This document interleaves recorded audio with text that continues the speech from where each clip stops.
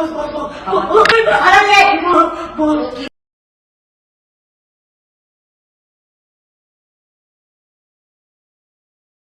लोग कौन है यार? What the hell you are doing here? Bloody shit! मेरी गाड़ी को You bloody shit! बात मारी में डबल बम्पर मार के आ रहे हैं। पाकिस्तानी लड़कियों को झांसा देकर शादी करने वाला चीनी बाशिंदों का बिस्मिल्लाहिर्रहमानिर्रहीम। अस्सलाम दोस्तों, आप देख रहे हैं डिस्कवर द ट्रुथ्स। मेरा नाम मोहम्मद वारिस है। पाक चीन दोस्ती की जड़ें इंतहाई मजबूत हैं। दोनों ममालिक के कलीदी मफादात और अहम तहफ़्फ़ुज़ात से वाबस्ता अमूर में हमेशा एक दूसरे की मजबूती से हमायत करते नजर आते हैं।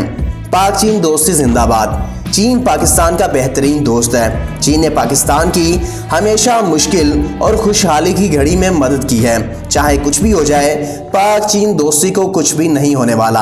आंधी आए तूफान आए, पाकिस्तान और चीन की दोस्ती हमेशा से पक्की है और हमेशा पक्की ही रहेगी। दोस्तों, इस बात में कोई शक नहीं है कि चीन ने बहुत से मुश्किल मकामात पर पाकिस्तान का साथ दिया है और पाकिस्तान की मदद भी की है। लेकिन इस मदद करने का मतलब क्या हम ये समझ सकते हैं कि कुछ भी हो जाए चीन पाकिस्तान का साथ कभी भी नहीं छोड़ने वाला? और दोस्तों, क्या आपको ऐसा नहीं लगता कि चीन पाकिस्तान को और पाकिस्तान समेत दूसरे ममालिक को जिनके साथ वो ट्रेड करता है उन सबको बेवकूफ़ बना रहा है? क्योंकि चाइना जिस मुल्क के साथ भी ट्रेड करता है उसका 80% फ़ायदा चाइना खुद लेता है और सिर्फ 20% फ़ायदा दूसरे ममालिक को देता है। दोस्तों, पाक चीन दोस्ती पर मेरे कुछ सवालात हैं। क्या चाइना पाकिस्तान के साथ इसलिए ट्रेड करता है कि उससे पाकिस्तान को फ़ायदा होता है और पाक चीन दोस्ती को मजबूत करने के लिए चाइना पाकिस्तान के साथ ट्रेड करता है? नंबर 2, क्या चाइना पाकिस्तान में इसलिए इन्वेस्टमेंट कर रहा है क्योंकि वो चाहता है कि पाकिस्तान प्रोग्रेस कर जाए और अपनी इन्वेस्टमेंट करके क्या वो ये चाहता है कि पाकिस्तान दुनिया का तरक्की याफ्ता मुल्क बन जाए? नंबर 3, क्या अगर पाकिस्तान की किसी दूसरे मुल्क के साथ जंग होती है तो चाइना इस जंग में कूद पड़ेगा और पाकिस्तान का साथ देगा, चाहे वो कोई भी मुल्क हो? नंबर 4, क्या पाकिस्तान और चीन की दोस्ती बिना किसी फायदे के है? चाइना ने पाकिस्तान के साथ इसलिए दोस्ती रखी हुई है क्योंकि वो पाकिस्तान को अच्छा समझता है और पाकिस्तान से इसको कोई फायदा नहीं होता। तो नाज़रीन काम, इस वीडियो को आखिर तक लाजमी देखिएगा क्योंकि इस वीडियो में मैं आपको ऐसी इन्फॉर्मेशन देने वाला हूँ जो कि शायद आप आज से पहले नहीं जानते होंगे। नाज़रीन का वीडियो के शुरू में ही मैं आपको कुछ रियलिस्टिक बातें बताना चाहता हूँ। मिसाल के तौर पर कोई भी मुल्क अगर दूसरे मुल्क के साथ दोस्ती या दुश्मनी रखता है तो वो अपने नेशनल इंटरेस्ट को देख कर रखता है। वो ये देखता है कि इस मुल्क के साथ दोस्ती रखने से अगर मुझे फ़ायदा होता है तो वो दूसरे ममालिक के साथ दोस्ती ही रखता है। इसलिए कोई भी मुल्क जंग में सिर्फ उसी मुल्क का साथ देता है जिसके साथ उसके नेशनल इंटरेस्ट जुड़े हों, या फिर उस मुल्क की मुखालफत करता है जिसको वो समझता है कि ये मेरे लिए ख़तरा है। इसलिए इस दुनिया में बिना फ़ायदे के कोई भी चीज़ नहीं होने वाली। तो अब वापस आते हैं अपने टॉपिक पर, यानी कि ट्रेड पर। नाज़रीन काम, जब एक मुल्क दूसरे मुल्क के साथ तजारत करता है, ट्रेड करता है, तो उसके 3 बड़े रीज़न्स हो सकते हैं। पहला रीज़न तो ये है कि कोई ऐसी चीज़ जो कि अपने मुल्क में ना पाई जाती हो और दूसरे मुल्क से इंपोर्ट करवानी पड़ती हो। मिसाल के तौर पर पाकिस्तान चाइना को शुगर, साल्ट और कॉटन वगैरह एक्सपोर्ट करता है। दूसरा मेन रीज़न किसी मुल्क के साथ ट्रेड करने का सस्ती चीज़ें हो सकता है। मिसाल के तौर पर आपके अपने मुल्क के मैन्युफैक्चरर्स एक चीज़ बनाते हैं $10 में, जबकि वही चीज़ दूसरे मुल्क से ख़रीदने से आपको सिर्फ $5 पे करने पड़ते हैं। तो ऐसी सूरत में ट्रेड काफ़ी फ़ायदेमंद साबित होती है। और नंबर 3 पर आती है बेटर क्वालिटी। एक चीज़ जो आपके मुल्क में बनती है लेकिन उसकी क्वालिटी इतनी अच्छी नहीं होती तो आप दूसरे मुल्क से इंपोर्ट करते हैं जिसकी कि क्वालिटी बेहतर होती है। दोस्तों, ट्रेड एक मुल्क के लिए बहुत ज़रूरी होती है क्योंकि ये समझा जाता है कि अगर 1% आपकी ट्रेड में इजाफा होता है तो 0.47% आपकी जीडीपी पर कैपिटा भी इंक्रीज़ हो जाती है।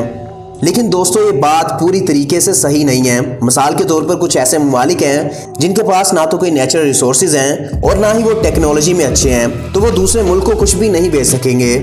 ऐसी सूरत में उनको सारी चीज़ें बाहर से इंपोर्ट करनी पड़ेंगी जो कि किसी भी मुल्क के लिए बहुत डेंजरस साबित हो सकता है। और अगर बात की जाए पाक चाइना ट्रेड की तो वहाँ पर भी हमें कुछ इस किस्म की सिमिलर चीज़ें देखने को मिलती हैं, क्योंकि 2020 में पाकिस्तान ने सिर्फ $2 बिलियन के करीब चाइना को चीज़ें फ़रोख्त की, जबकि $13 बिलियन के करीब पाकिस्तान ने चाइना से अपने मुल्क में माल इंपोर्ट करवाया था, जो कि एक बहुत बड़ा ट्रेड डेफिसिट है। और अगर ऐसे ही चलता रहा तो पाकिस्तान को आगे चलकर बहुत बुरे हालात का सामना करना पड़ सकता है। दोस्तों, ये सूरत हाल सिर्फ पाकिस्तान के साथ ही नहीं है बल्कि चाइना दूसरे ममालिक के साथ भी कुछ इस किस्म की ही गेम खेलता है। मिसाल के तौर पर 2003 में चाइना ने वर्ल्ड ट्रेड ऑर्गेनाइजेशन के साथ एक एग्रीमेंट साइन किया था जिसमें यह तय पाया था कि चाइना अपना माल दूसरों को बेचेगा और दूसरों का माल अपने मुल्क में खरीदेगा भी।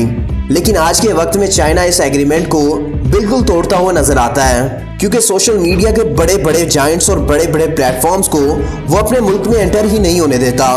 जैसा कि आप जानते हैं कि चाइना में यूट्यूब, फेसबुक, व्हाट्सएप, अमेज़न और गूगल पर परमानेंट बैन है और चाइना ने इनकी ही टेक्नोलॉजी का इस्तेमाल किया और इनके क्लोन बनाकर अपनी आवाम को दे दिए। मिसाल के तौर पर आज चाइना का यूट्यूब है योको, फेसबुक है वाइबो, व्हाट्सएप है वीचैट, अमेज़न है अलीबाबा और गूगल है बीडू।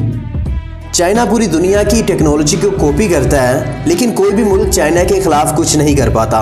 उसकी वजह यह है कि चाइना की कम्युनिस्ट पार्टी खुद इस चीज़ को प्रमोट करती है कि वो लोगों की टेक्नोलॉजीज को कॉपी करें और क्लोन बनाकर मार्केट में सस्ते दामों में सेल कर दें। लेकिन बाहर की दुनिया में ऐसा नहीं होता। मिसाल के तौर पर अगर यूके में कोई चीज़ बनी है और उसका क्लोन यूएसए में बन गया है, तो यूके की कंपनी अमेरिका में जाकर उस कंपनी के खिलाफ केस कर सकती है। लेकिन चाइना में ऐसी कोई बात एग्जिस्ट ही नहीं करती। अपनी कंपनीज को दुनिया की मार्केट में फैलाने के लिए और अपनी चीज को दुनिया के ममालिक में बेचने के लिए चाइना एक और काम करता है, जिसका नाम है डंपिंग स्ट्रेटजी। दोस्तों, डंपिंग स्ट्रेटजी का मतलब ये है कि आप एक चीज बनाएं और दुनिया की मार्केट में इतने सस्ते दामों में वो चीज बेचना शुरू कर दें कि जितने सस्ते दामों में मैन्युफैक्चरर्स अफोर्ड ही ना कर सकें, और आहिस्ता आहिस्ता उस मुल्क की लोकल इंडस्ट्री बंद हो जाए और आप मार्केट में मोनोपोली क्रिएट करके पूरी की पूरी मार्केट ही कैप्चर कर लें। अगर एशियन कंट्रीज की बात की जाए तो चाइना ने ममालिक में calculator, measuring tape, toys, LED bulbs, solar cells, plastic bags, China shoes और बर्तन वगैरह बेचता है, और इन तमाम चीजों के रेट्स इतने कम होते हैं कि हमारा लोकल मैन्युफैक्चरर्स इनका मुकाबला ही नहीं कर पाता। और जब यूजर महंगी चीज की बजाय सस्ती चीज को खरीदता है तो ऑटोमेटिकली हमारी लोकल इंडस्ट्री को बहुत बड़ा धचका पहुंचता है, और इसी तरह लोकल इंडस्ट्रीज आस्ता आस्ता करके बंद होती चली जाती हैं, जो कि पाकिस्तान में आजकल हो भी रहा है। इसी तरह चाइना ऑस्ट्रेलिया में स्टील और एल्यूमिनियम की डंपिंग कर रहा है, जिसमें ऑस्ट्रेलिया के लोकल मैन्युफैक्चरर्स को काफी बड़ा नुकसान भी पहुंच रहा है और उनकी इंडस्ट्रीज आहिस्ता आहिस्ता बंद भी हो रही हैं। और ये सब कुछ करने में चाइनीज कंपनी की चाइनीज गवर्नमेंट खुद हेल्प करती है। उनको इतने इतने बड़े इंसेंटिव्स दिए जाते हैं, उन पर टैरिफ्स खत्म कर दिए जाते हैं कि आप जितना माल बाहर भेजोगे आपको उतना नाम मिलेगा।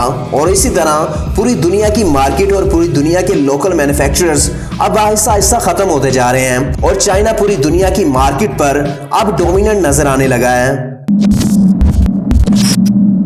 दोस्तों, चाइना के बाशिंदे जहां जाते हैं, जिस मुल्क में भी ट्रैवल करते हैं, स्टडी के लिए जाते हैं, चाइना का स्पाई नेटवर्क भी इन बाशिंदों के साथ इन ममालिक में दाखिल हो जाता है और इस मुल्क में क्या कुछ चल रहा है इसकी तमाम रिपोर्ट्स वो चाइनीज कम्युनिस्ट पार्टी और चाइनीज एस्टेब्लिशमेंट को देता रहता है, जिसकी एक बहुत बड़ी मिसाल चंद महीनों पहले हमें नजर भी आई। चाइना का एक स्टूडेंट जो कि ऑस्ट्रेलिया की यूनिवर्सिटी ऑफ क्वीनलैंड्स में पढ़ता था, उसने चाइनीज गवर्नमेंट के खिलाफ एक एहतजाज में शमूलियत की थी। बस इसी वजह से चाइनीज पुलिस इस लड़के के घर वालों तक पहुंच गई थी और इन्हें यह समझा दिया था कि अगर आपने अपने बेटे को ना समझाया तो आपको बहुत संगीन अंजाम भुगतना पड़ सकते हैं। अगर चाइनीज स्पाई नेटवर्क ऑस्ट्रेलिया में जाकर वहां की जासूसी कर सकता है तो आपको क्या नहीं लगता इतने ज़्यादा बाशिंदे जो कि चाइना से पाकिस्तान में काम करने के लिए आते हैं और यहाँ पर प्रॉपर्टीज़ वगैरह भी खरीद रहे हैं, इनके साथ कोई स्पाई नेटवर्क पाकिस्तान की जासूसी के लिए नहीं आता होगा। दोस्तों, चाइना पूरी दुनिया को अपने डेब्ट ट्रैप में भी फंसाता है, क्योंकि चाइना उन ममालिक को ज़्यादा कर्जा देता है जिनको कि चाइना जानता है कि कभी भी अपना कर्ज वापस नहीं लौटा सकते। जब चाइना को इस बात का इल्म है कि कोई मुल्क इसका कर्जा वापस नहीं कर सकता तो वो दूसरे ममालिक को आखिर क्यों कर्जा देता है? क्या वो अपने पैसे डुबाने के लिए कर्जा देता है? तो दोस्तों, ऐसा नहीं है, क्योंकि चाइना जानबूझकर ऐसे ममालिक को कर्जा देता है जो कि कर्ज पे ही नहीं कर पाते।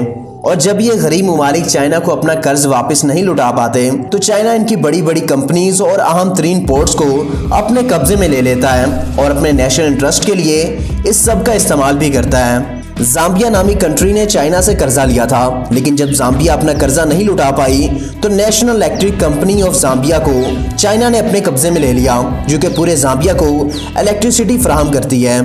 इसी तरह कीनिया की एक बहुत अहम तरीन बंदरगाह पोर्ट ऑफ मोम्बासा को भी चाइना ने अपने कब्जे में ले लिया है। इसी तरह मालदीव का एक आइलैंड चाइना के पास है और इसी तरह हमारे हमसाए मुल्क श्रीलंका की एक अहम तरीन पोर्ट हम्बनटोटा जो कि 15,000 एकड़ पर फैली हुई है, चाइना ने 100 साल के लिए इसको लीज पर ले लिया है। दोस्तों, आज अगर पाकिस्तान में कुछ छोटा सा एक्सीडेंट भी हो जाए तो उसकी खबर पूरी दुनिया में फैल जाती है, लेकिन चाइना में बड़े से बड़ा हादसा, बड़े से बड़ा सानहा हो जाए लेकिन उसकी खबर शायद दूसरे ममालिक तक भी नहीं पहुंच सकती, जिसकी वजह है चाइना की डिक्टेटरशिप। और इस डिक्टेटरशिप की वजह से चाइना में कोई फ्री मीडिया एग्जिस्ट ही नहीं करता।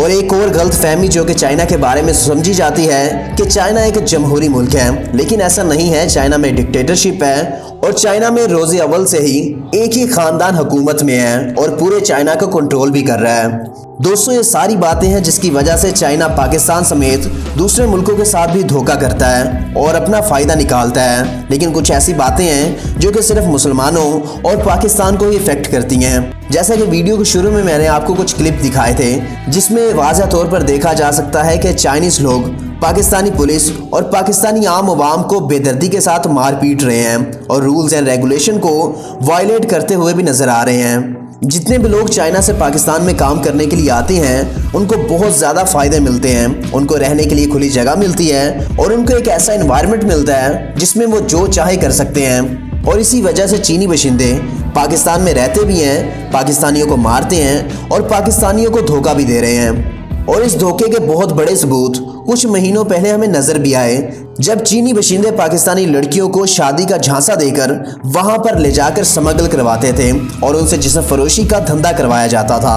बस यही नहीं बल्कि चीन में इस्लाम पर भी मुकम्मल पाबंदी है और मुसलमानों को बेदर्दी के साथ मारा पीटा जाता है, उनके बच्चों को अगवा कर लिया जाता है, मर्दों को कत्ल कर दिया जाता है और ज़बरदस्ती इनको इस्लाम से हटवाने की कोशिश की जाती है, जो कि वाज़ह तौर पर इस्लाम दुश्मनी का सबूत है। अगर भारत में मुसलमानों पर जुल्म किया जाता है तो उससे कई फीसद ज़्यादा चीन में भी किया जाता है। पाकिस्तान भारत के मुसलमानों के लिए तो आवाज़ उठाता है, लेकिन चीन के मुसलमानों के लिए ये चुप क्यों हो जाता है? पाक चीन दोस्ती एक तरफ, क्या आप लोगों को लगता है कि चीनी बाशिंदों को पाकिस्तान में लाया जाए और उनको आज़ाद माहौल दे दिया जाए कि जैसा आप चाहें, जो रूल्स एंड रेगुलेशन को तोड़ना चाहें, पुलिस को मारना चाहें, आम आवाम को मारना पीटना चाहें, तो आप सब कुछ कर सकते हैं, पाकिस्तानियों को बेवकूफ़ बना सकते हैं। आपके जो दिल में आता है आप करते जाएं, आपको कोई पूछने वाला नहीं है। क्या ये रवैया दुरुस्त है या फिर गलत है? इसका जवाब आप मुझे कमेंट बॉक्स में ज़रूर लिख दीजिएगा। पाकिस्तान को इंडिपेंडेंट रहकर सोचने की ज़रूरत है, क्योंकि पाकिस्तान ने पहले अमेरिका पर इन्हिसार किया था और अमेरिका ने कैसे पाकिस्तान का इस्तेमाल किया वो सबके सामने है। और अगर यही चीज़ हमने चाइना के साथ की तो चाइना भी कोई गाजर मूली नहीं है, वो भी हमें इसी तरह इस्तेमाल करेगा जैसा कि अमेरिका करता रहा। आज की वीडियो का इख्तिताम इसी दुआ से करूँगा कि अल्लाह ताला पाकिस्तान को हमेशा कायम व दायम रखे, आमीन।